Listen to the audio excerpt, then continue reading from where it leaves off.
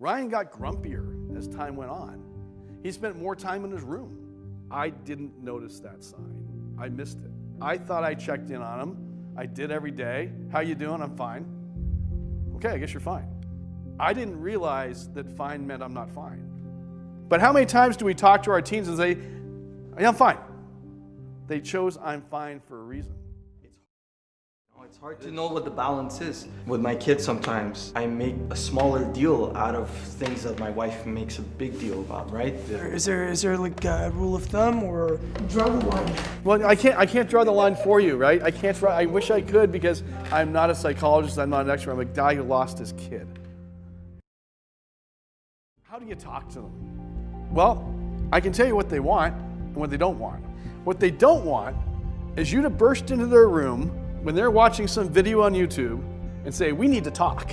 That's the wrong time to talk to them. That's when they say, I'm fine, leave me alone. Maybe it's driving in the car when you take them to school, when they're walking the dog. I can tell you though, it's also inconvenient. Because I know all the times that Ryan came up to my office because I worked from home and said, hey Dad, can we talk? And I said, you know, dude, I just on a call, 30 minutes, I'll be right there. And how many of you have done that? It was my wife's birthday, so her and I headed down to Mexico on the 20th of March. We got to Mexico, and I'll always remember this because the night of the 21st, we were having dinner. And our phones went off at the exact same time as 11:03, and we had a text. But it was Ryan, basically saying, I love you, and then he said goodbye. I got on the phone, I called my mother-in-law who was looking after the kids. I'm like, find Ryan. I'm yelling at her, and Kim's yelling at Kyle, and she's running around the house, and she finds him. I've never felt more helpless in my entire life. What would you tell people who would tell you it's not your fault? That I'm responsible. There's things that if I had it done differently, Ryan would still be here.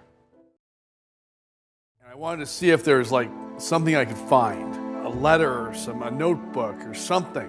And I start going through drawers.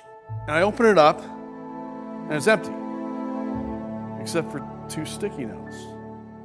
I pulled out, one said, my usernames and passwords, and the other one said, tell my story.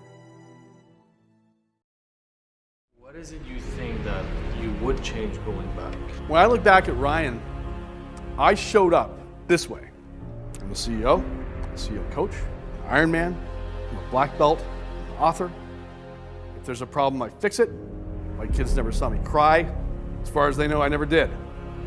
I've almost been bankrupt 3 times. My wife and kids never knew. I protected them from reality. At least I thought I was protecting them. I thought that's the way I should be a dad. This is how a real man fights. That's the way a man and a father is supposed to be. And so he showed up that way. Ryan was the class clown. Ryan talked all the time.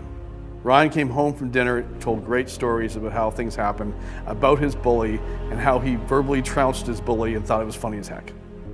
He never shared the fact that he had any problems. He had lots of them. Because he thought that that's how he's supposed to show up. What would you teach fathers to basically help them talk with their kids? First thing you do is you listen. You listen to how they feel and make sure they know that you care. How are you doing? How are you feeling? What's going on at school? And you understand that how they feel is how they feel. You can't fix how they feel. And this is what we as dads do. We fix stuff. How many times has your wife said to you, I don't want you to fix my problem, I just want you to listen to me. That's hard for dads to do because we want to protect our kids.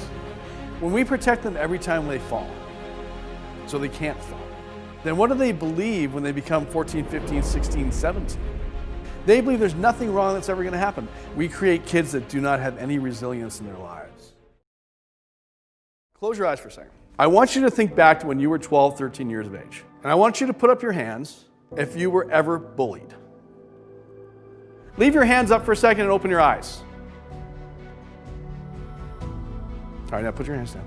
Put up your hands if you ever thought that you would go ahead and share those deep, dark, painful moments with your kids.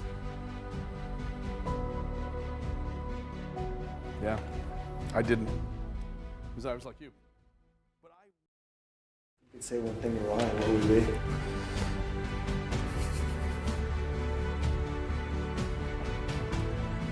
Say I'm sorry I didn't see it. Sorry I failed you as a dad. I'm sorry. I'm a lot more open now with my kids. And you know what? I have a lot deeper conversations with my kids now than I ever had. All right, so what do we do now? Everything's only going to change if we change. And we're going to make it change if we all decide to be that person that our kids want to come talk to, that our kids feel safe with. If we tell our stories and we start to have real emotional connections with our children, that's when the world starts changing. I would love it if you all told your story. I'll tell my story. I'll tell my story.